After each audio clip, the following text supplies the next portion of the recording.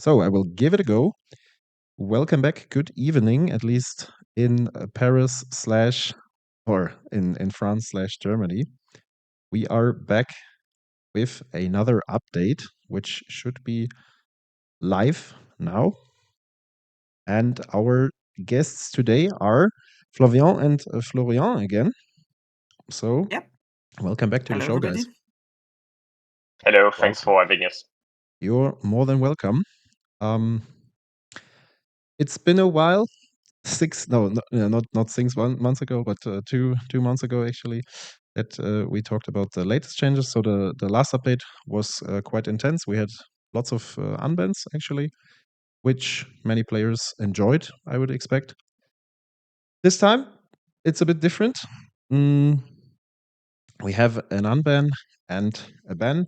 Maybe we talk about the let's talk about the ban first, which is, to no surprise, Nadu, a card that we have around in a format for quite some time now, coming with Modern Horizons 3. We had it originally banned in the command zone, of course, and now, since Thrasios was legal, it was a omnipresent deck and some kind of a leader for the creature-based combo decks, so to say. So the question here is, what was the actual cause of banning this card? We know that we got Peter Parker from the Spiderman set recently, which offers the perfect creature for a potline into both targets Nadu and Nomad. And our assumption would be that this is actually the main reason for this. And if that's really the case, we could also talk about, because if Thrasios Ravos would actually be, or would have been, an okay deck, would Peter be another target for the ban instead? Like, what actually led to the decision to take Nadu instead of Peter, for example? If Peter was like the problematic deck that brought the interaction in the spotlight. Maybe I would start on this. Sure. So I agree. There is a lot of common points between Nadu on one part and Peter Parker on the other one. But I think there is one major thing. It's that Peter Parker opens a new archetype by itself, since it's by itself quite a good creature.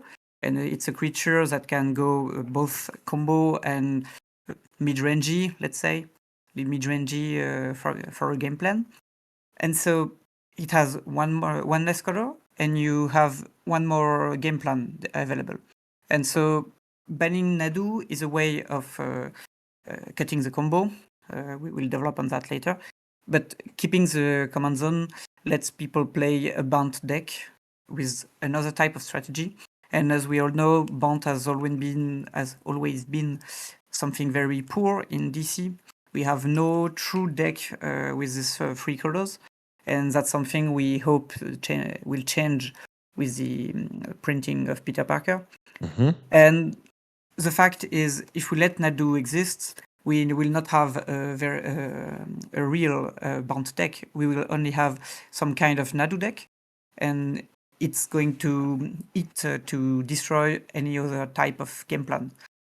And so we made the choice that Peter Parker was in itself an interesting card, since it lets you play a lot of synergies and different way of playing the colors.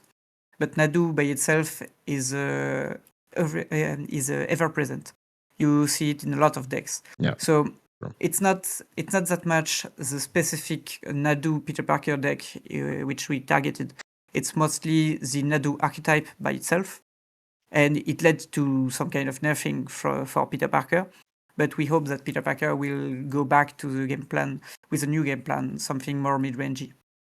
I'm quite a fan of Bant mid-range deck, so I really hope something emerges. But yeah, I totally agree to that. I also enjoyed a lot. I'm a bit worrisome if Peter alone would do for like I mean, there is this White Weenie version, right? That Leo also played on the Relic Fest. He finished 9th, by the way. The famous 9th slot or spot, which is a bit disappointing for sure. But still, I mean, at first, it seems like just based on the Relic performance, the deck was performing good. But, we also had Thrasios Ravos on side, and one list actually made it to the top 8. And I think there were like 2 more top 16 and whatsoever. So based on the player experience, the Nadu shell inside Peter Parker was definitely much better, or not much better, but like still a few more percentage points better than Thrasios already was. Mhm. There is probably Yep. one part that you have a color less, and despite not having a deterministic win in this pile, it's much more consistent to bring things together. And Well, like to be really transparent, the Nadu issues, Nadu problem isn't particularly new. yeah, that's true. It's pretty recently Wizards has banned Nadu in Legacy, and it may be true that we should have banned the birds at the same time as it's banned as a general, like a few years ago. Mm-hmm. Maybe we made a mistake about that. Like the well, as Flavian said, having a creature combo deck in the format seemed essential. That said, Peter Parker has now taken this deck to another level, and so it's probably time to give the format some breathing room about it, Mm-hmm. and we will see. Yeah, I mean, I'm curious whether or not, because there is the White Winnie Peter version and there is the pot version, or like the classic banned mid-range variant, which Yep. Peter itself is well suited for, I think, due to the fact that, I mean, potting now without Nomad into a CMC1 target is probably not too crazy, apart from maybe Oslo Pride. But potting into a good 3-drop might be a thing. I'm not sure if this strategy is good enough, to be fair. So maybe the White Weenie thing will take over. Maybe we don't see Peter Parker at all, since it's just not. It can't keep up, and Nadu was like the real reason to play it. What do you think, Samuel? So looking back at the list that I built for our Camera, yeah. very early on-cam playing, where I had the Nadu shell in there, but I wasn't fully in on the Nadu plan. And I was playing a lot of basically all the initiative creatures that I could play, and trying to do stuff with like those emblems and capitalize on the fact that Peter Parker puts 2 bodies into play, one that's very good to pot away, and the other that has the stats. And that's like a start that in my kind of headspace can put a bit of a wall against what Yoshi is doing and what like the creature aggro decks are doing, being able to play 2 creatures at once, just kind of on like a basic level, I think is pretty good. So I think there might still be Peter Parker builds around afterwards, and I absolutely agree that keeping Peter Parker around to have access to a playable banned commander and banning Nadu to basically take away this problem child in like several categories. One, that it's an incredibly strong combo win. Also, that it's like if the opponent ever gets to assemble Nadu combo, even if you do have interaction, some interaction doesn't work very well against it, and they still have these board states that take ages to resolve. It's not like, okay, I have infinite mana and I do this infinite times and then I cast my finale for 1,000,000 and then I win the game. It's like, okay, well, I gotta go resolving the Nadu combo. And when you're at a tournament, you have to wait for your opponent to do it, because there's always the possibility that they fizzle, that they don't flip enough mana sources in order to keep going, and then and then if they have Shuko instead of Nomad, then they can't keep going. But if they do have Nomad, then you basically have to still take your turn, and eventually you'll die, probably still during your turn if they keep going with the Nomad. But it's I really don't like the kind of gameplay of that, what that kind of means for having that as the main combo deck of the format. Yeah, I Then agree. again, I also really like combo, and it hurts to see combo nerfed again and again. But that's just the way it goes, I think.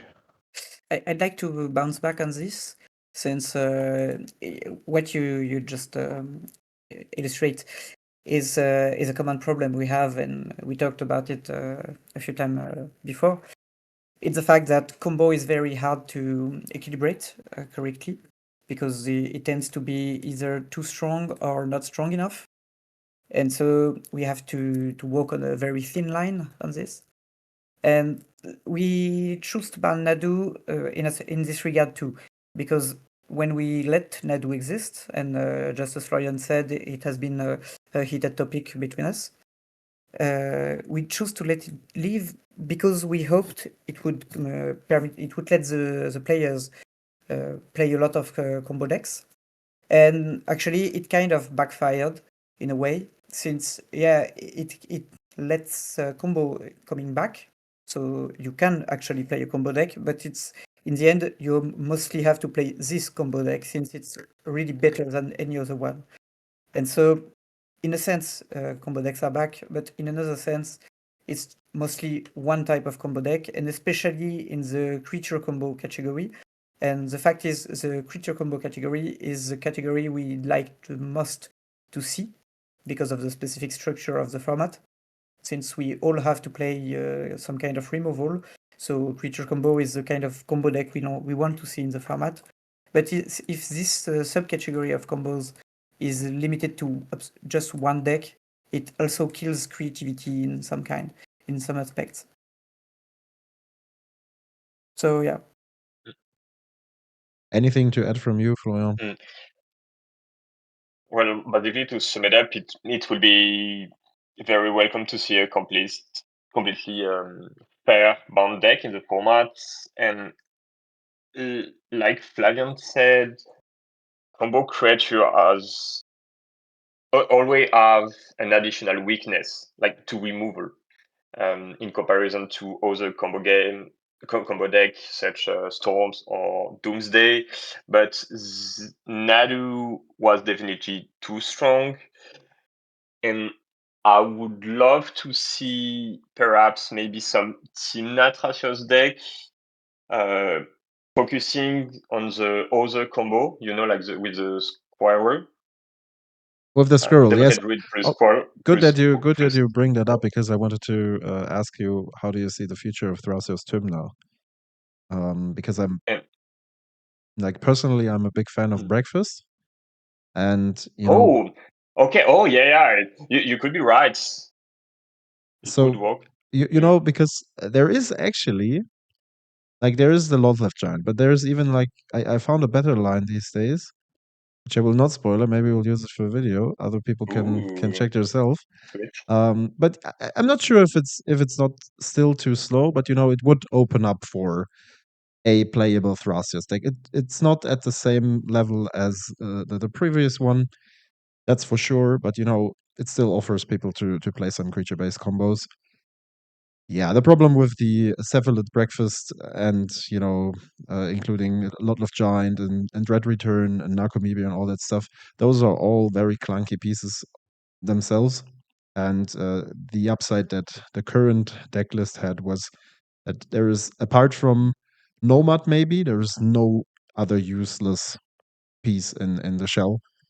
And that was definitely an advantage. And that's also something that today's modern decks have to have, in order to compete. You can't play a bunch. If you think back, I think 6 or 7 years ago, back then, the breakfast deck was played completely different, where you were reanimating this angel in combination with Lab Maniac and the wizard that lets you draw a card if you tap a wizard. a bunch of clunky cards that don't do anything outside of the combo. So you have to add lots of things to get them back in the library or into your graveyard. That's why people played Cabal Therapy or Brainstorm and stuff like this. So Magic has evolved, and it's you cannot afford to play such clunky piles anymore these days. But yeah, maybe I hope that it will have a future, because personally I'm a big fan of the merfolk, favorite fish. But yeah, we'll see about that. Yeah, maybe there will be some hope. Do you remember the the preview card from Jean-Emmanuel Desprats? Yes, this one is Because really good. like Yeah, the card seems absolutely busted in this kind of deck. Like yeah. you could Yeah. swap your worst pieces against like you can trade your worst pieces for future targets or any bullets. So definitely a card we have to try. Yeah, I will just bring it up for the viewers here. The Formidable Speaker. That's definitely an interesting one. So somewhat of an upgraded Survival of the Fittest on ETB, which is quite cool, I have to say. We'll see about that. Absolutely. Also, giving you the ability to discard a card. A not card, yeah, creature not a creature card, a card. Yeah.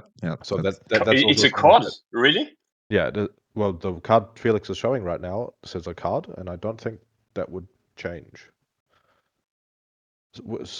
And yeah, if it was a creature card, you sometimes have when you play. I absolutely hate playing Fauna Shaman, but it does end up in lists sometimes, and sometimes you have the situation where you just don't have a creature in hand, and then you have this useless 2/2 on the board, and yeah, having a card is much easier than a creature card. That's very true. Yep. Yeah, the condition is very powerful. The only question that now remains is what happens to Lonus. But maybe Alexei has to answer that. Okay, let's talk about the second card that is actually unbanned. Maybe Samuel wants to open up on that. Yes. Yeah. I think I in the last couple of times I've mentioned it, the ability to unban her, not because I am very excited to play the deck, but more because I think it's not a card that's good enough to be on the ban list in the first place. She got banned a long time ago, and after she got banned, I remember she was a threat in like 4-color control decks. Like Martin was playing her in Crown Tumna when that was still a deck, and she would sometimes make it onto the board to win games that way. And it's been a long time since since she's made it into the 99 of any reasonable deck. So that kind of leads to the question of is it an unban that you think could actually cause changes in the metagame? Do you think people will play her and that she'll be a good deck, or do you think she'll be more in the Akiri pile of cards that some people will brew and eventually realize that it's not that good? Well, before saying anything, I must say just one little thing. It's yeah, I think you know what I'm going to say. I think I told last time that I'm on the conservative side about unbans. And usually when we talk about unbanning something, I'm like, oh, I think it will be too strong because of this and that. And this time I was like, okay, the few last time I was like this, it has gone mostly to nothing. And I was just too conservative. So let's say Breya is perfectly fine. And so I changed my mind, and I think it will be quite fine in the end. But I don't think it will be too weak, but I think it will be just fine. If you want to add something, maybe, Florian. Well, for me, Breya is an incredibly powerful card, and it could be so intimidating to letter 3. I'm surprised you're not so stressed about that this time. Well, I have been stressed so many times about cards that seem to be better. But well, That's true. growing up is accepting your mistakes. I might So be wrong, but I think Breya is not good enough for today's metagame, to be honest. Like, Yeah. Well, So I'm a little you curious. could be true. What You- play patterns are you like? How do you think the deck will be brewed as a commander to kind of warrant that fear? Well, my first draft would be a replacement for blue mid-range decks such Aragorn or Kefka. I will not choose the artifact route. That's what we were also artifact way. thinking. Like we were brainstorming about it when we found out, and that's kind of also the pile that we think will probably be the most playable. Yeah, it could be a viable control deck, but control deck have so many issues, so many threats, different threats to handle. So I'm really not convinced that Breya could be a decent control deck, but to add some elements. Many people in the community have already expressed a desire to be able to play Breya, maybe like Samuel. true. And at some point, yeah, definitely, I'm really happy to this choice. But I don't even know, as you said, I don't even know if Breya is competitive enough. Like, Yeah. I don't know if the power level is The thing is, like, decent. back then, when you take a look, because I'm actually looking on MTG.8 for like very old lists, and back then, Magic was a bit slower, and this was like a super powerful fall drop in the command zone, because it was around that time where Wizards slowly adapted towards like the tempo, or like the fire concept. I'm not saying that Breyer belongs to the fire concept, but we are coming from a commander experience where your commander costs 6 or 7, and now we have like a 4 mana commander that does really good things all of a sudden, in good colors too. Yeah. And back then we had balance unban, for example. It was legal, so you could play all those talismans into your commander. It was a mana hungry plan, because you need to pay 2 mana to do something with your artifacts. And if your opponent handles it, you can just replay it because you have all these talismans. And like the side plans were maybe a bit better. So I think back then the Affinity Shell overall looked more attractive. These days we don't have balance.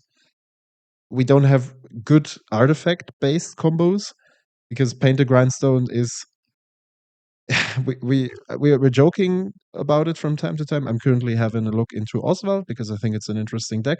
Samuel actually hates Painted Grindstone because he thinks it's a terrible combo, and most of us might have had that experience, that like in a tournament or even in casual play, where you try to bring it on board and your opponent always has something against it. It's very clunky, very mana intense, and so those are all things that probably speak for just a mid-rangey variant with a decent helm at the top, which maybe Breya is that, but in, as you said, in comparison to what Kefka can do or what Aragon can do, I think it falls behind, because both those commanders are much more impactful, even if you have both, like all the 4 colors at once, and you don't have to cut either white or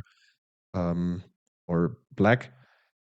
Yeah, we will see. Maybe the community brings something together Yeah, that's playable. What would be it's cool to have it in, like in an area where it's not too crazy but playable, and people can actually compete with it at tournaments. I think this is the desirable outcome whenever you try to unban something and bring something back from the past.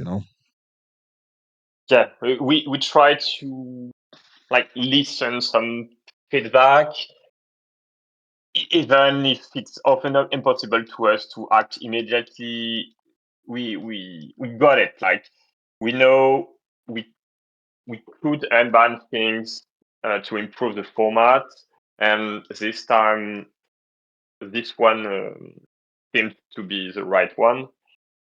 But it could be risky. But well, we prefer to give it a try. Yeah, that sounds good. I think we should definitely have a look into that. Okay, we only have 2 cards from you, like from your update today, but we also have a couple of more cards to talk about that come from the community.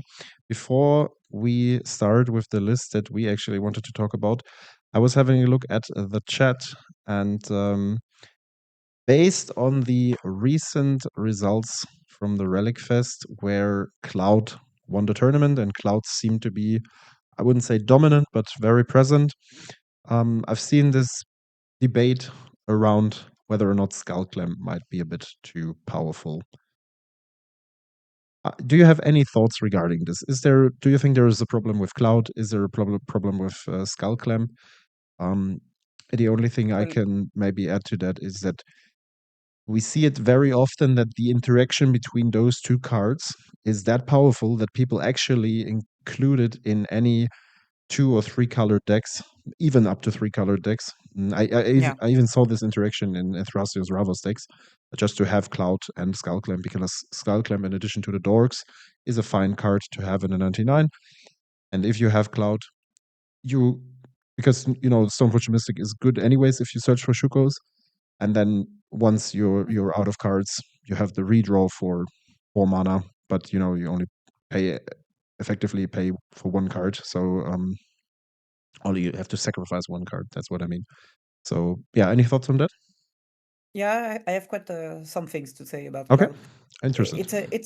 It's a difficult card to evaluate, actually, because on one hand, let's start with the good points.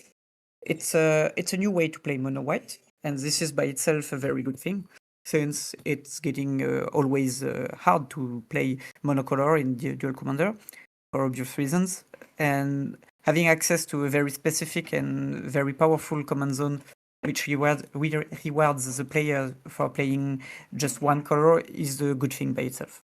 Mhm. So let's start with that. And on another aspect, it's a deck that plays unfair by structure. It tries to get some powerful equipments. It's usually Skullclamp, but it could also be JT or even some kind of swords, etc. And so it's a hybrid.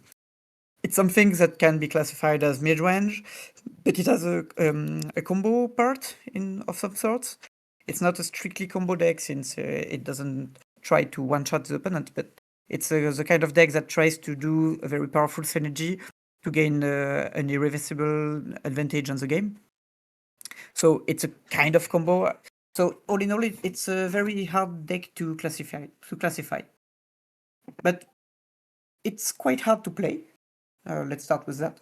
Yeah. It's a deck that implies a lot of decision making very early in the game, and it's not an aggro deck, which means it's a deck that has no specific curve game plan. You cannot just do like a basic Yoshi, basic mono red game plan, like 1, 2, 3, and let's go. So you have to think a lot of turns ahead. And so, in my opinion, it's basically a very interesting deck that plays into very rare opportunities in the format. So it's something, in my opinion, that leads the deck to be very interesting. And even if we do have an eye on it, I think it's a good thing that the deck stays.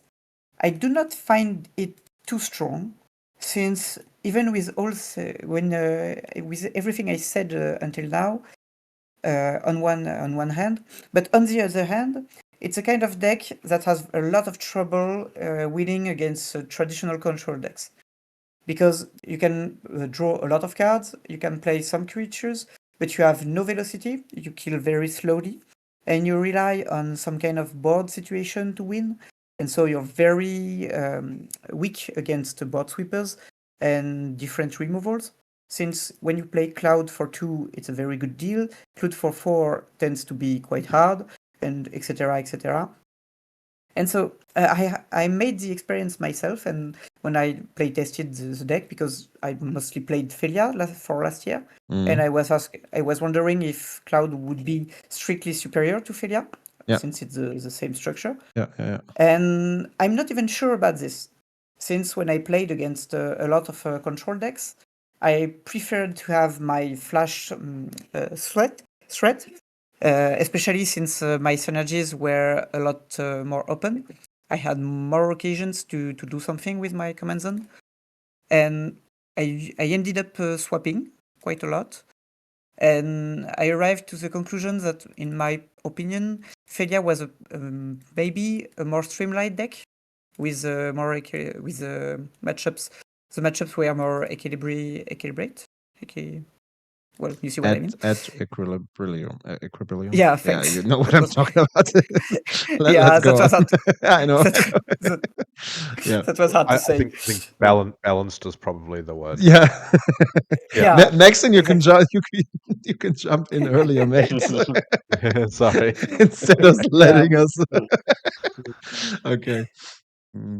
So yeah, you get my point. I get your point. So Actually, I yeah. made a similar experience. It's not that I played Cloud for too long, but also I enjoyed Failure for quite some time, and I think it's a very powerful deck. Personally, I think Guys, yeah. sorry to interrupt, but the only question I would like to ask is Clouds a viable deck without Skullclamp? Like, would you play Cloud over Failure if Skullclamp wouldn't be available? I think not. I think this is I mean, especially because you see how not all of those lists, but some of those deck lists are very streamlined on the interaction with Skullclamp, right? Playing all these one drops that substitute themselves with another token and stuff. That's at least to me. And again, I don't have that many stocks in Cloud. I'm more like playing lots of games against it on MTGO, but not really sitting in the driver's seat. I would assume that it's not very attractive without the card. Well, I tend to be agree with you, and it was your initial question. You know, does Clamp is an issue right now in the formats? So okay, I see where you're going. If exactly. If Clamp is banned, Cloud is banned. Yeah. So we will. Well, Cloud is not banned. But Cloud is heavily nerfed. Right. I think that there's a difference there. Just like with the conversation we had before, where banning Nadu probably hits Peter Parker very hard. In this case, banning Clamp hits Cloud very hard. And I see some comments in the chat about talking very specifically about Clamp itself. For me, I think Clamp is a cool card to have in the format because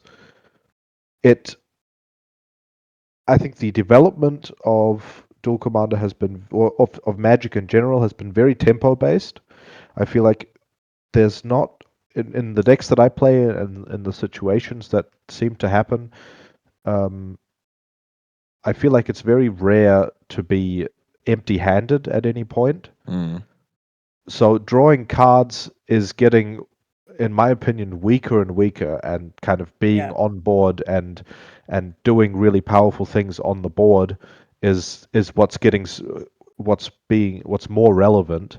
And Skullclamp is a card that it goes against that. Like the situations that are, I would say, tempo positive that you get with Skullclamp are when you don't actually kill this creature with a Skullclamp right away, and you keep the creature around, and then you offer a trade to the opponent that's very, very disfavorable by having yourself draw 2 cards.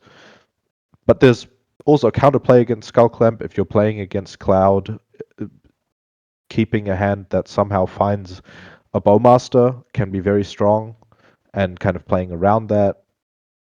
I think Skullclamp for me is not really. I wouldn't see it as an issue. Yeah, I do agree. I actually Um, wanted to go there too because even the interaction in Cloud is not only very mana hungry because you have to play your commander plus 2 additional mana in order to draw those 4 cards, but also telegraphed, right? And as we said with Nadu, we're playing a format where in the center of everything there is most likely a creature. So each deck features a good chunk of interaction. So it's not too unlikely that your opponent can also interact with that.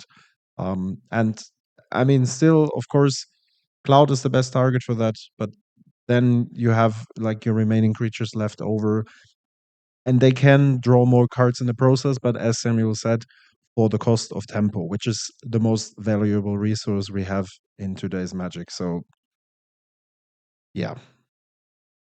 But besides that, I could see awards without Skullclamp. Like the card yeah, stays broken by itself, but otherwise, I tend to agree with you.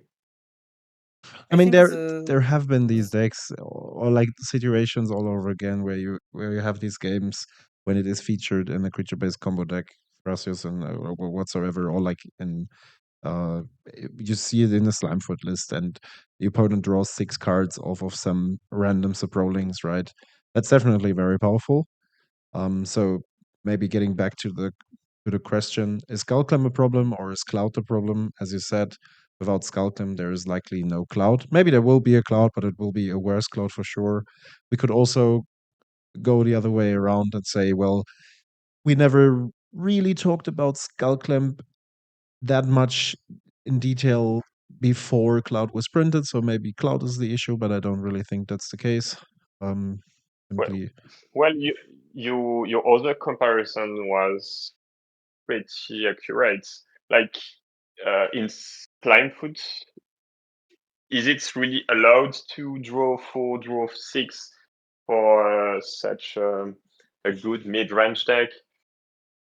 Like, you tell me. yeah, well, I don't really know. Like, our group is pretty divided by this question. Mhm. Um, Yeah, that's a fair point. I well, think there are a couple of decks that definitely abuse the card. It's not only Cloud. yeah, it You know, depends. And sometimes, as you say, like drawing 6 cards that doesn't solve any type of game. Like you're gonna be beaten by some tempo advantage. yeah, yeah. It's really hard to draw a line. That's true. Yeah, I think it might be a situation to investigate further and definitely have an eye on. But I think a specific yeah, point, just one specific point I sure. wanted to talk about Skullclamp is that when we compare to classic formats, Skullclamp is a tool that has a very specific archetype use in DC, because usually when you play a game of Skullclamp against a control deck in the traditional 60 cards format, Skullclamp would be something very imposing, very strong against control decks, because you can drone them into card advantage. But in DC, the fact is most control deck has the possibility of ending the game very fast with a powerful endgame threat. If we see something like TVT or Big Atraxa. And so it's not that powerful to draw a lot of cards if your opponents can play something very big and kill you in 3 turns, and you'll get a bunch of 1-drops in hand. It's not that strong. And so the problem we have with Skullclamp right now, I think, is mostly it's a tool that lets you overgrind your opponents. And so it's mostly something that can win mid-range or aggro mirrors. And when you play against combo, it's just too slow. And when you play against control, he usually have something stronger to propose to you. And so it's a specificity of Skullclamp that makes its analysis quite hard, actually. I just wanted to talk about that. Complete Yeah. on the Skullclamp. Yeah, that's a good addition for sure. Okay, there's isn't anything else. Before we address the other cards that the chat is proposing, we come back to an older topic that was a bit frozen. It's unfortunate that Scryfall can't find the card. Here we go. Let's talk about Vannifar, which is still on the ban list. But, I think last time we talked about it, we came to the conclusion that it would probably end up as a Nadu deck. And I was always proposing to unban this card because I think it's a terrible combo deck. And now that Nadu is gone, this might be a topic to revisit? Question mark? Any thoughts on So that? which- Well, As you- I don't know if the situation has changed. Like Vannifar is a general who carries a very creature-centric combo deck, and there are similarities with Rothlos or Lightpaw, but here the problem could be the color of Vannifar. It allows counter magic to be played, and without Nadu, like the only point of the game is to successfully activate Vannifar, I would say. But maybe I missed something. And the question would be, is it really the kind of gameplay we want to promote? And what would be the benefits of such a change? Maybe. And yes, I wasn't convinced of the unban of Ruffles. Okay. Convinced in a way that you think it was not good to unban it, or you expected it to be not good? Like good or bad was something else from my point of view. Like the game played by Vannifar would be almost all the same. Like you have your main point is to activate Vannifar. So and like in the previous version of the deck, there were no plan B. And yeah, personally, I agree. I'm not a huge fan of like a general centric combo deck. I see what you're saying. I think that there's at least one example of that existing in the format right now, and that's Lear. Lear also exists. Oh, okay. Enables only one game plan, and it's a deck that basically can't do anything if you interact with that game plan. Well, that exists only to cast High Tide and win the game after that. And I think that's a pretty similar sort of style. I also think that Vannifar, the concept that I have in mind of a deck like that, it has to play a bunch of really bad creatures. It has a bunch of flaws in terms of, like, you have your line with Vannifar where you have to go. If you start with a 1-drop, you have to get a 2-drop into a 3-drop into a 4-drop into a 5-drop, and then keep the loop going after that. And if you have any of those pieces in hand, you either have to play additional really bad cards in your deck to kind of insulate yourself against that, or you then can't combo if you have those cards in hand. Also, Vannifar is you know what, Felix? Like, Samuel. I'm not even sure you have to continue because I think you got me. Your comparison was pretty convincing, and I have to admit it. Like, your points are totally right. So, okay, you got me. I don't know what the conservative one in the team think about that. But you definitely convinced me. Okay, good. That's good to hear. I think it's there are players who want to play those sorts of decks, and I think Vannifar can be interacted with on a bunch of different angles. Either if you interact with all creatures before she comes down, she can't go off, and like there's a bunch of things you can do. So yeah, I think in my opinion, it's a pretty safe unban, but Yeah. yeah, Well, you guys yeah. have to decide. I I'm have a happy. very Convinced. very strong. I also have a very strong opinion on the commander. I think the card is just way too bad for some reasons that Samuel mentioned, and also for more reasons. But let's not waste too much time on that. I just wanted to have an idea about that because recently we also saw Lones being, I think, only played by Alexei, who's also a professional player, but still he managed to be successful with it. I think at least 60% of the time it was based on Naduing, which is now not available anymore. So let's see how that goes. And it is the same for any other Simic Plus deck that wants to combo off in that fashion. So yeah, another card that I can take this one if you want. which one? Um, We have a lot of cards. Another card that I have been subjected to much, I'd say, nearly crying on Felix's side, is Parallax Wave. Oh, thank you.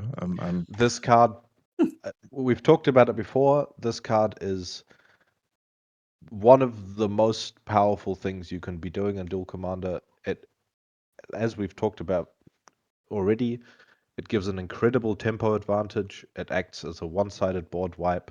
It gives so much interactability that you always come out on top when you're the one with a Parallax Wave in play. And even killing the Parallax Wave, often the person who's cast it is still in a better position after it's been killed, because either they have creatures with enters the battlefield effects that they get to flicker in response to the removal, or they manage to kill a bunch of tokens with it. Parallax Wave is a card that I think there are very few games that I've lost when I have cast a Parallax Wave and not lost to some insane interaction. Like, I think most games where you have one in your starting hand and you are able to cast it, you win. So that, to me, like, for me in my evaluation of cards in the format, it goes probably beyond even Minskenbu in these kind of cards that you see in your starting hand and you think, oh, I get to keep this hand if I get to cast my spells. Yeah. And I What just are want your to add, thoughts? I just want to add, it's not only that both of us have like a strong opinion on the card, but also it was from the beginning of the stream. We started 2 minutes after people directly talked about Parallax Wave, and it's a card that our community constantly asks us, like, why is it still legal? The card is so game warping. It's so powerful. What is and here you are, and you can tell that to people. Maybe you share our views somewhat, or maybe like the opinions are a bit different in the core team. But it seems that like there is at least a majority of players, from my point of view, seems to agree that this card is way too powerful. What's your opinion? Just Well, I have. I'm not sure you invited the good two people to talk about this that's topic. okay. Maybe that's Well, exactly good to have you here. It depends, actually. Okay. I have mixed feelings about Parallax Wave. Right now, I would say I'm between being against or being advocating for the ban. And I have one specific experience that I need to disclose about this. A few years back, when I just went into the committee, or I think maybe just before that, a lot of people were complaining about the power creep in the game, just as right now there is still people doing that. And I usually was a bit contrarian, and I usually said, oh, the power creep is real, but it's just the cards are new, and so you're focusing on the new cards. But there is a lot of ultra powerful cards that are just we're just so used to see that we don't even think about them in terms of powerful. and I was always citing Parallax Wave, and I was like, it's very, very powerful, but nobody wants to ban it because it's just an old card and everybody is focusing on the new ones. And a few years later, a lot of people are now wanting to ban Parallax Wave. And so I'm like, oh, well, it's actually my opinion. I do think it needs to be banned. But on the other side, the power creeps means there is a lot of very powerful 4-mana plays you can do. And so I'm not really sure if we are banning Parallax Wave, do we need to ban a lot of other things with the same power level? So yeah, I have mixed feelings. Right now, I would say I'm mostly in favor of the ban for the reasons, for every reason you just said, and I do agree with everything. But I'm not sure if we need to do it or if it's just the kind of power we have to accept right now. I'm not sure. So yeah, mixed feelings. Florian, shoot. Hmm. Curious on your First opinion of too. all, yeah, I'm a little bit biased because I'm mainly a control player. Like I do love control deck, and I spent many years to play with only basic lands in play, like lands in play. So when you talk about Parallax Wave, the first thing that I come into my mind is sometimes the board is empty and the cards doesn't work. But time has passed, and probably because power level has increased and threats are becoming better and better, this huge swing of tempo is definitely something right now. So yeah, now Parallax Wave is way better than 5 years ago. It's definitely true. I have to admit that most of the game we play in the format is kind of creature deck against kind of creature deck. So those games where there is a control deck without any creature in play against the creature deck, or like some amount of creature targeted by removal counter spell, isn't the reality. And the situation you've described tends to be the most common one. So yeah, right now Parallax Wave is definitely one of the best cards in the formats, but it costs at least 4 mana. So maybe this card could be banned for sure. Like my point of view, as Wolf, since I played the format, like it's definitely not the same Parallax Wave than before, for sure. I think So back then, like Fabian said, like yeah, it's mixed feeling. I think back then the card was not really too relevant, right? It's, as you said, it yeah, exactly. developed over time because thing like threats were cost less and less, and you know it's not it's the thing is it's not the unilateral effect, or like it's a symmetric effect, and sometimes it's also useful to save your things from interaction, and then later on they will come back. And I was while you were talking, I was thinking about, at some point we even talked about whether or not we should ban Parallax Tide, which was mainly due to the interaction with Airtie. And we didn't do that in the end. Now Airtie doesn't seem to be that much of a problem anymore. And there isn't even something like this, apart from failure to constantly abuse the Parallax Wave.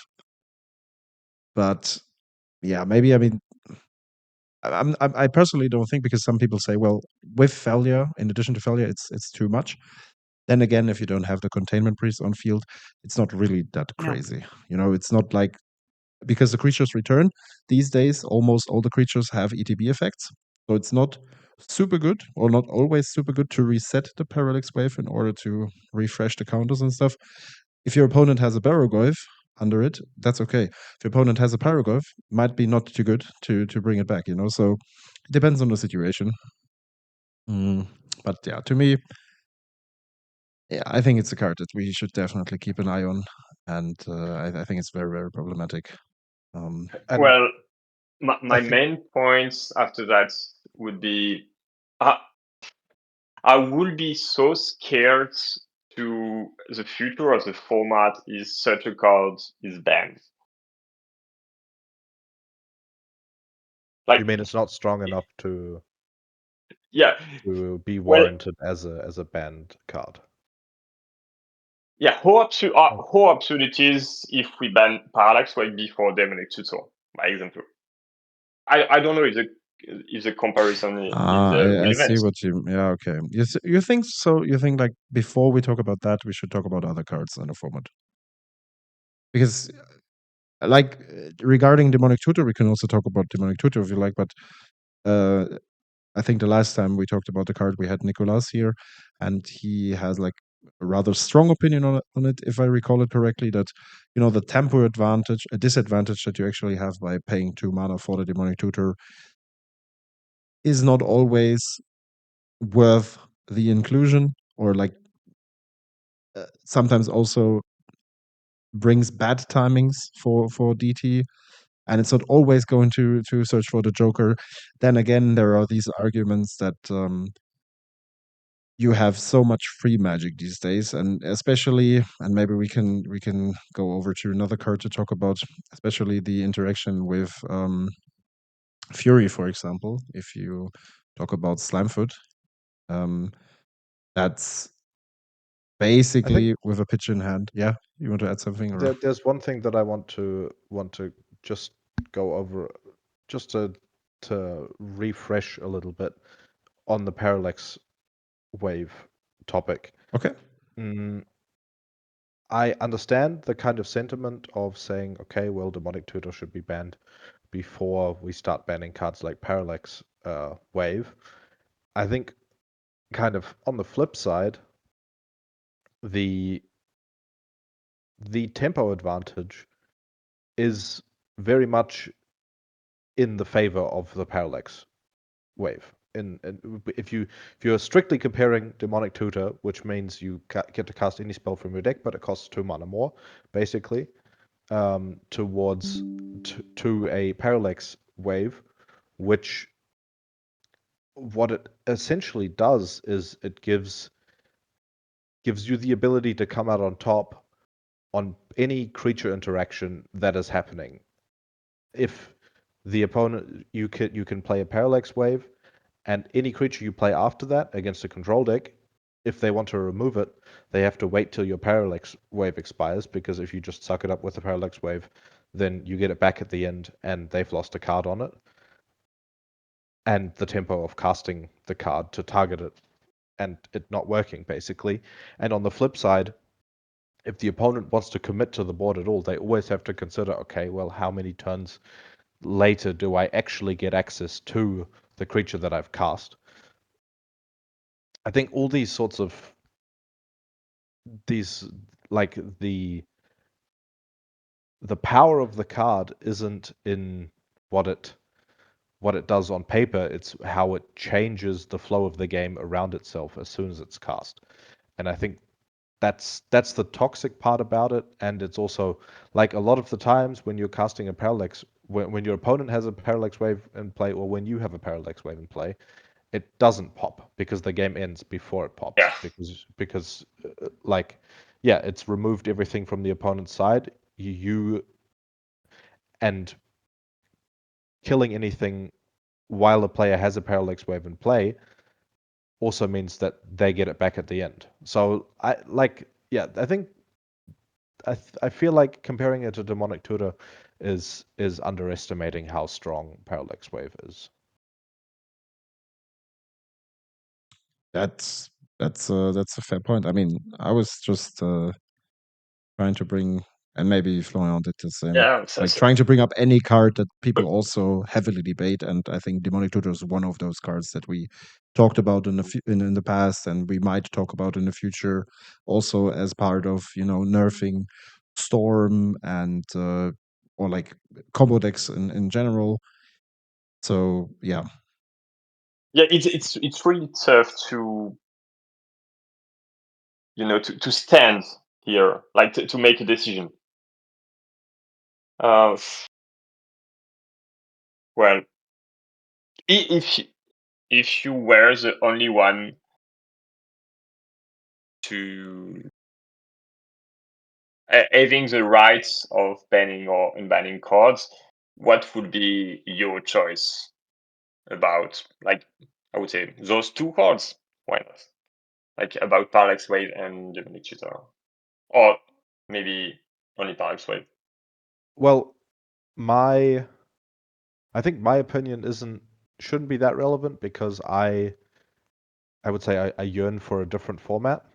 I am very much on the side of, like, I miss the more high powered formats. In my mind, I like doing really powerful things, and one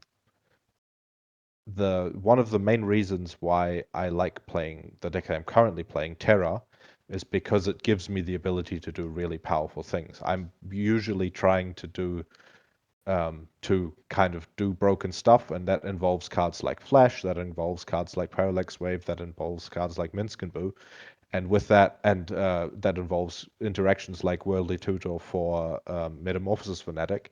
That's 5 colors, and those are all interactions that I think are powerful enough in order to maybe even consider banning those cards.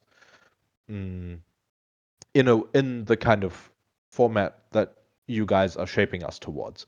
But for me, I like playing those cards, and I like that's why I play the format in order to do those really powerful things. So yeah, for me, I wouldn't ban anything, but there's also a bunch of cards that I wouldn't ban just because I really like playing those cards, and I think it's very cool to see decks that commit their brewing strategy very much towards these very powerful interactions. So Thanks for sharing your thoughts.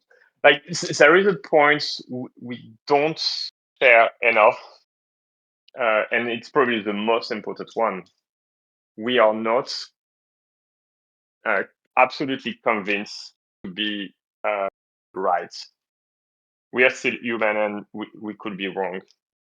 Like, we took the shot, like we make our decision based on our experience and a lot of debates, but still we could be wrong sometimes, but the decision we make are the result of a process of reasoning. Like, we really well, we don't really know if we're right, but like, it's some kind of utopia, like we aims. yeah. I don't know how to say that. Like, I understand what you're saying, and I totally we have respect. to believe we're right, but in the same time,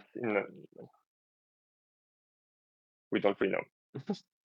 I absolutely respect that, and I think to be of any other opinion would be very arrogant because there's no way you could have access to all the data of everything that happens in the format, and to say, and like something that's I find very interesting is when there is good data tracking for Arena, and when the Vintage Cube was put onto Arena, you could see win rates. There was an opt-in data tracking that can put out win rates of certain cards, and in the Vintage Cube, Boros as an archetype has like a 65% win rate, because it's just super powerful as opposed to anything else you can be doing in Vintage Cube, even with cards like Time Walk and Ancestral Recall and stuff like this. And that's not data that we have access to. We can just see how on MTG Top 8 and on tournament reporting sites we can see how people do in their tournaments, but we all know that there's a breadth of play, and making decisions based around the format is incredibly difficult. And I respect you guys for taking that upon yourselves and saying, okay, well, we try, and sometimes we don't agree, but I think it's great. Like, and I totally get that. I think, to kind of get back to the topic, Parallax Wave is a difficult card to evaluate, and Yeah. Yeah, I think the tempo advantage it gives very strong, but yeah, you never know. It's always valuable to get your insights on that. And as you said, I mean, sometimes you make good decisions, sometimes you make bad decisions. The more cards we get and the bigger the format gets, it's actually easier to make the false decisions after all. Maybe let's go over to a card that was also asked a lot in the channel, which is Fury. That's a card that we talked a couple of times about. Maybe to make it short, I think the time when it was heavily debated was when people were complaining a lot about Aragon as well as Slimefoot, both decks that use the card, but Slimefoot in particular would abuse it a lot due to the evoke ability, and it comes back with Slimefoot, or it has the potential to come back with Slimefoot and stuff. And as I just said, there are various tutor lines to go for Fury and things. I think it's still a very, very, very powerful card. Then again, I would have like a similar thought about that Florian had about P-Wave. I think there are more concerning cards before we talk about Fury. That's my current state, actually. But of course, whenever we get to decks that are very present and they're very punishing in the format, and they evolve around such strategies and they abuse Fury in various ways, such as Slimefoot did, I think there is no better comparison or no better example than Slimefoot in that regards. Maybe we get back to debate about Fury. Yeah. Yeah, about Fury, I think there is one main difference with Parallax Wave. It's that, how can I say? Parallax Wave is a very powerful card, but it's played in kind of deck that has usually no way of tutoring it. Mostly one solution, like Enlightened Tutor, and that's mostly it. Since virtually no deck can play white and, for example, black to get demonic tutors or etc. So it's mostly a one card. It's a one card that you have to have naturally by drawing it or having. The thing, I think Fury is a bit different because its most natural house, of course, is Slimefoot, as you said. And Slimefoot is a deck which is very dense in terms of tutoring. He can get the card with a lot of different ways, and he can also make the card being recursive. And so I think even if on the paper it's the same kind of card, the uses we have for this card is quite different. And for that reason, I would be more inclined to hit on Fury, because I think it's more of a structural card, whereas Parallax Wave is more of a one-off card. And I think the impact would be way better if we could kick it, for example, from Slimefoot, because it's the kind of stuff that makes Slimefoot very powerful on the board mirrors, and that's something we can address. So I would say that's the main difference, in my opinion. Yeah, I think regarding the Slimefoot topic, it was also because in the last update we talked with Nicolas, and we actually thought about whether or not to take an action on Deadpool, right? Because Deadpool is another of those cards that I personally have a problem with, but other people also see it as a design mistake and like very awkward to interact with. It's also very complicated by the way it's worded in some cases, and that's one of those cards where I think the idea was okay.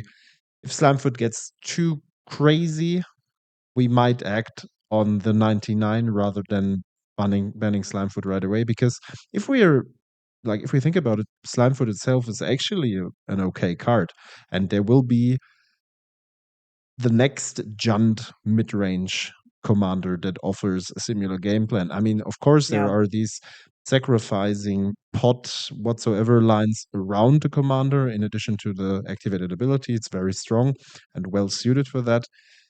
But the card pool doesn't change too much. The power comes from the 99 mainly, and I think that's something that will stick even if Slamfoot would not be around. So I personally agree to the fact that we maybe should rather tackle the 99. Then again, if we have a look at the recent results, Slamford was actually not performing too well at the Relic Fest, and also in recent time, maybe it also fell behind because it's not so like the most popular choice anymore. You know, it's the go-to Junt mid-range pile, but maybe most players are a bit bored of playing it and bring it to tournaments. Also, because you have to keep in mind, this is one of those matchups. Even if someone is super unexperienced with the format and stuff, it's something that they always know how to tackle it because it's the go-to matchup. This is like maybe Aragon and Slamford is the matchup that you will always practice with a new pile, whether it's online or like just in a casual match. When you have like a new pile, you go to a tournament and you say, okay, at least I want to play those two matchups to be prepared for that game plan. So that's definitely a disadvantage for the Slamford player, which you have to compensate by good decisions, maybe Yeah. some deck building decisions and stuff. Long story short, I think curious for another day. What else do we have on the list? Another interesting card. One card we Yeah. don't have on the list, but looking at MTG Top 8 and also playing against a lot of it at the top tables of the Relic Fest is Spiderman 2099. Have there been any thoughts about that card? I think it's okay as long as there's no reckless charge or the other one.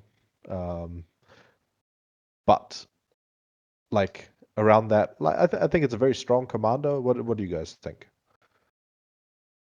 I think the deck is quite fine. Oh, sorry. Yeah. No.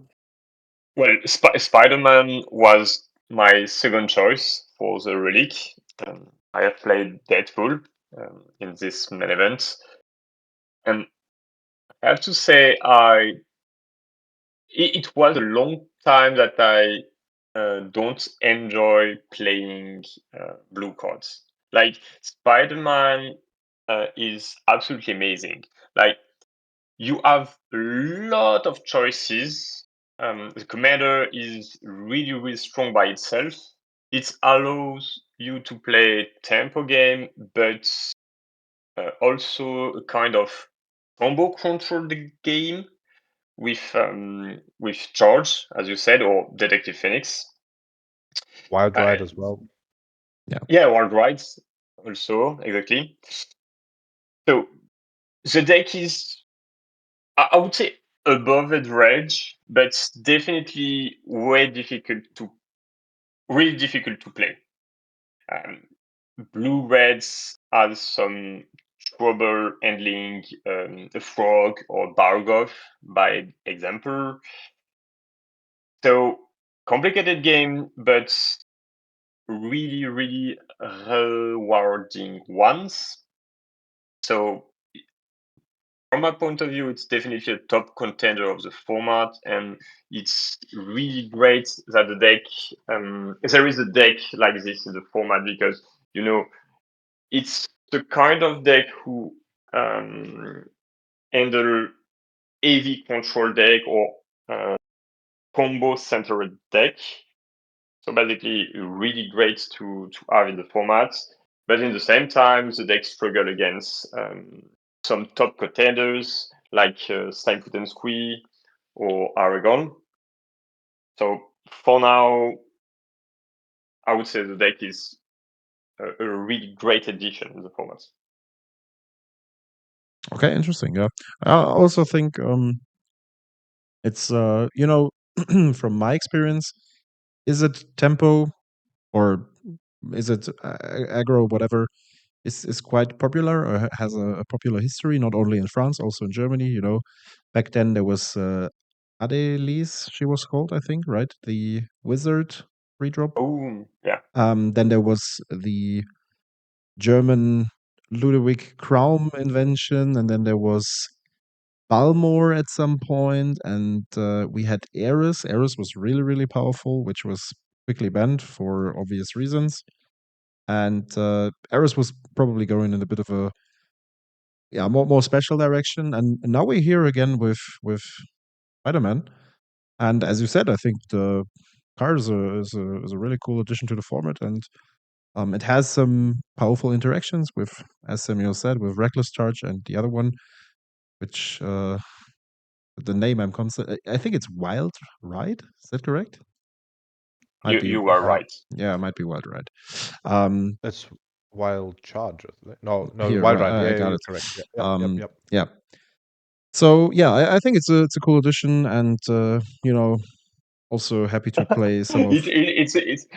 It's so funny to so you looking for the name of the card. It's probably the cost to pay by playing some four Japanese cards. Yes, but in particular, this is a newer card from Takir, so that's actually we make a short sidestep. We talked about that recently too. That back then, I actually talked about it with Svetlin Velinov, the artist, one of the artists that was present at the Relic Fest. That it's very hard these days, or harder, I would say, for Magic players to have a relation to a set because there's so much product. And the reason we know all these cards is because we had a relation. We were drafting those sets much more often. And there was more time overall to enjoy card by card, and you were much more excited about having a look at the spoilers. And Dragonstorm was actually Taki Dragonstorm was a set I was excited about.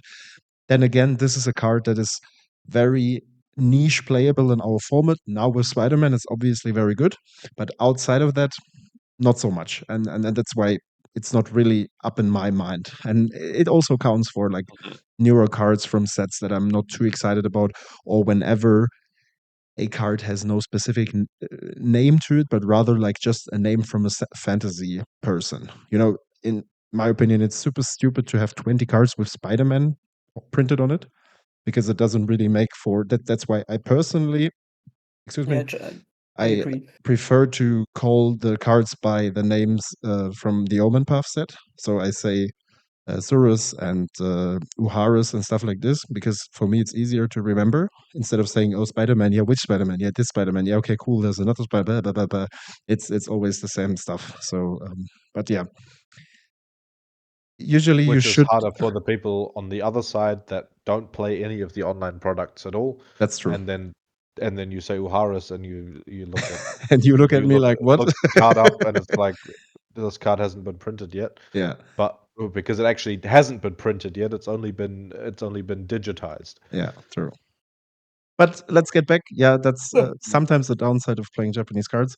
But it's better if you know the name and you know what the card does, which I don't always do. The more advanced viewers of our channel know that. We have like a bit of a meme ongoing on that, but we talk about that later on.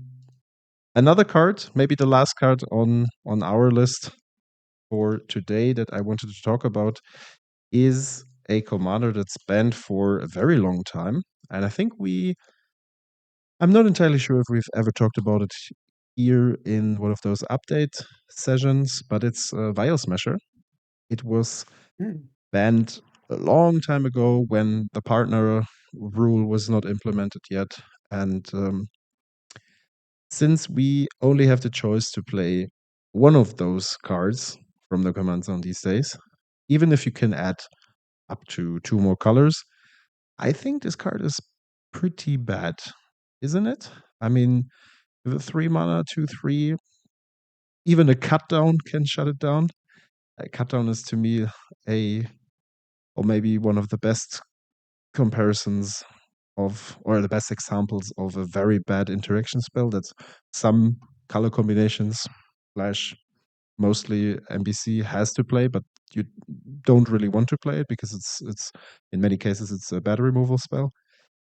I think this card is, I don't know, it comes down turn 3, then you might have some interaction spell next turn, but there are some instant speed interactive spells. For example, maybe the red or the black's force. I mean, no, not force. Does Fire Blast is an interaction? Okay, Fire Blast is an example. I agree to that. Yeah. But I'm this is like one spell, and there are many Yeah, more yeah, spells. yeah, yeah. Because if I have a look at the list back then, of course you were featuring like some delve strategies and this and that. But maybe to tackle it from another perspective. So you think if this card comes down and it's a turn 3 check, does my opponent has some interaction, which I would expect is very likely to have an interaction for this guy on turn 3. If that's not the case, they have to take into account that next turn they might be dealt. Well, maybe the first point will be with this commander, does playing blue is mandatory? Do you Like, think is it? It is, or yeah. okay, that's a question. I don't really know, but it will be the first question. Yeah, okay. I would ask to myself. Like it would offer some instant speed cards, True. which are great with this commander. Yeah, and I'd love some kind of protection. right. I'd love to gush my opponent and deal 5 damage because Vial Smash is on the field. But yeah, that's a fair point. I mean, there are, even if you like, you would add Thrasios or the Azorius bird, because it doesn't matter, right? Then we have like Breya with the Goblin in the command zone, and then we might have a couple of delve spells and free to cast spells and stuff like this that synergize very well with this card. But then there are also situations where, okay, my counterspell deals 2 damage for the cost of playing a 4-color shell with a 2/3 goblin in my command zone that does nothing else apart from, hey, this counterspell just did 2 damage. And maybe the next one will also deal 2 damage. But let's be honest, casting this guy for 5 is already pretty awkward. You might want to Yeah, do that's right. something else. And then you end up in a situation quite quickly already where your 99 needs to carry the game. So I would probably assume that this is rather a helm of some mid-range soup rather than a control deck. But it's I don't have like a definitive thought on, oh, that's not powerful enough and we should definitely unban it. It's rather a card that I thought about for some time, and I just wanted to hear your opinion on that. You make some very good points, and I have no specific opinion on this. I must say, I had most of my. I remember mostly the Fire Blast, Force of Will, etc.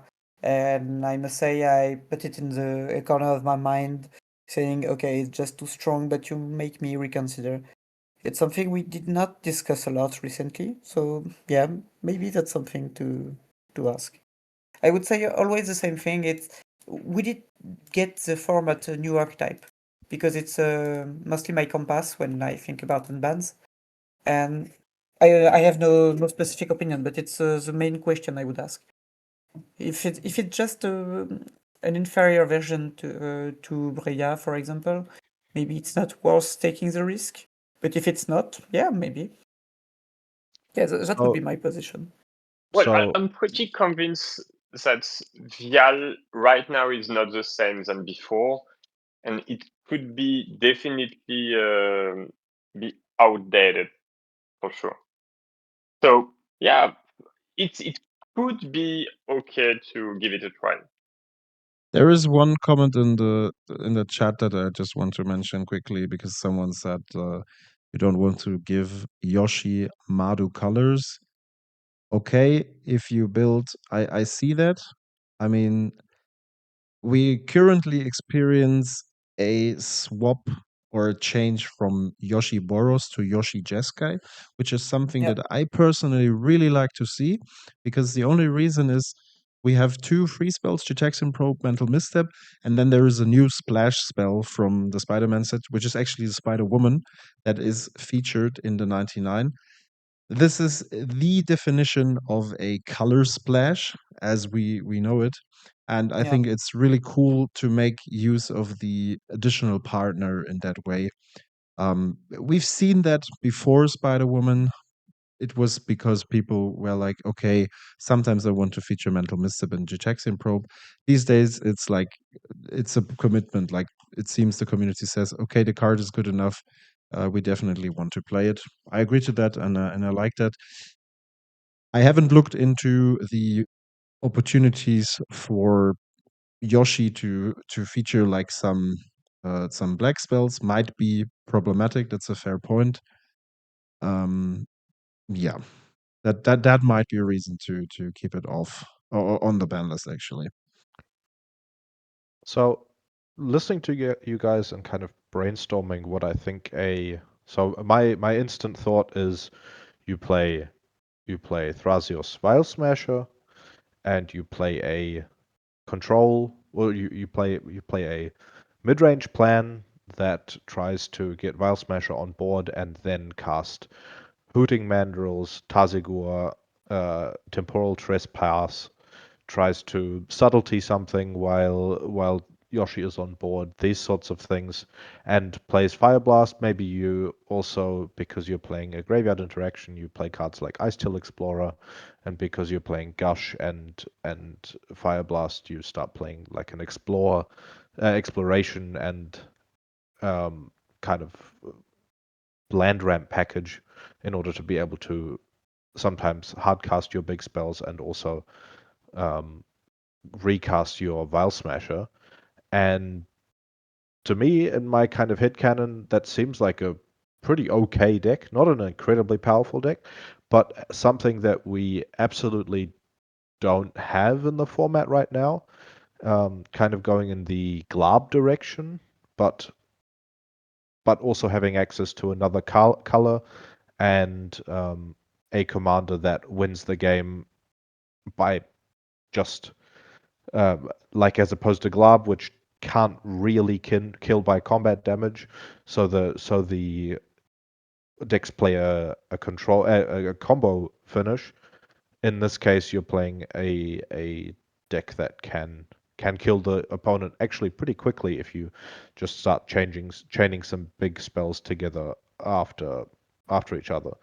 I think that would be an okay deck, and that's kind of where I would think to go with it. I would love to see the card unbanned in order to experiment with something like that. I don't think it's a card that needs to stay on the ban list, especially with, like, I looked earlier when we were talking about Breya when Vial Smasher got banned, and it was in the same ban update that Breya got banned, and I think that was still during when it was it 25 or 30 life? 30 life back But then. yeah. Yeah. Yeah. But the ban update was is April 2017, so there was not Vial Smasher was not allowed for a very long time in the format, because they were Commander 2017 cards. So I'm not quite sure when exactly they got released, but no, 2016. Never mind. It was maybe it was legal for like half a year. 2016, yeah, that's the original print. Yeah. Wow. 26. No. Yeah. But the real reason is we all want to play that Oh. fancy copy. Maybe not, because some people complain they cannot read it. Jokes aside, I mean, yeah, I want to cast a temporal trespass and dome someone for 11 with my Vial Smasher. yeah, That's what I want. I mean, you have to get Don't there, we right? all? And then playing like at least a 3-color deck, or as you said, with Thrasios would be 4-color, and being able to spend like 3 blue pips is something you have to work for. So if you can afford to kill your opponent with that, more power to you. What I find a bit disappointing is actually the fact when we go back to the splitting thing and using your second partner to do things, is that Vial Smasher is the only Rakdos partner out there. So there are no, like, certain color combinations are not available with a decent command shell. But that's usually not a goal to look for. To say, okay, well, we want to make like the partner combinations more fruitful Yeah. or more versatile, so we have to unban Vial Smasher. But I think it's an interesting card to think about. Nothing too crazy. I think we didn't think about it. Yeah. Like, we didn't discuss the cards so much. So definitely it was interesting. Yeah. I'm glad it was. at least like a small takeaway. Is there anything else from the chat Definitely was it. that you guys want us to address here? We have a bit of a longer session going on anyways, and I think there's like maybe one last card we can tackle that. Otherwise, we can just wrap it up. I think was a quite a long list we talked about today. Yeah. And yeah. I think I'm good if you Yeah, want sure. anything. Sure. I mean, I'm personally looking the- forward to trying out Breya, or maybe see something from the community. Okay, one last question. Geist of Yeah. Saint Traft. Oh, I think I may have an idea of where this question comes from. But yeah, I think even if it's good, being it good or bad is not the question here. I think it's a no full gameplay experience. I think the deck would still be cool. I think it would be still a good deck. But as I said, I'm not the best at anticipating power level. But I'm absolutely sure of one thing, it's that the experience is absolutely awful. X-Proof on the command zone is not something we long for, actually. It's the kind of... Yeah? We have to explain like some points, because once this commander was legal, during several months, there is a blue-white tempo-ish in the formats. So Geist of Saint Traft was this one, and he was played with a bunch of different threads, counterspell, like pretty classic list. But after that, like, people tends to play this deck like Lightpo. Yeah. Basically, play Geist of Saint Traft earlier than possible. By example, with Jeweled Amulets, and enchant it with any relevant gear or enchantment, artifact, like whatever to make it absolutely insane, like a white light bow, I would say. It was more of a bugle than a classical blue-white tempo deck. Yeah, and at this point, playing against this deck was a nightmare. Yeah. And it's why the card was banned at first. I don't know what is the exact situation right now, but those points has to be mentioned to get the context. Yeah, I personally think as you said, like the and it's mostly shared in the chat. I mean, we can or we brought it up now, and just maybe to make it clear, hexproof is still a very awkward thing to interact with because it's basically very hard to interact with. In fact, I mean, the last update actually released Azure, the bird, Yep. but that's far away from hexproof. It says whenever you target something with a spell, you have to pay more mana, but it does not say whenever you target the bird with an ability. And we talked about Geist along the way of unbanning Azure. Geist is on another level, and there are voices that say it's a 2/2, can be blocked by whatsoever. Well, you can go ahead and check the lists that were played back then. You just give it unblockable. There are plenty of spells that do so. Since your card has hexproof, you basically don't lose the enchantment as long as your opponent don't have a sweeper on board. So you just go ahead and swing for 6 turn by turn. Maybe even drawing some cards if you have a curiosity attached or a combat research or however those cards are called. So yeah, I think the card itself is not too crazy anymore. If it would still be of great power, you would see it in 99s, which is absolutely not the case. More like for nostalgic reasons, maybe, because people play some back in the days command zones and stuff. From time to time you see these top 8 results where we play a card that like a commander that's not yet on MTG top 8 and things like this, which is fun. And there you might see some older inclusions, but yeah, usually not the case. So I would definitely not suggest to release this card.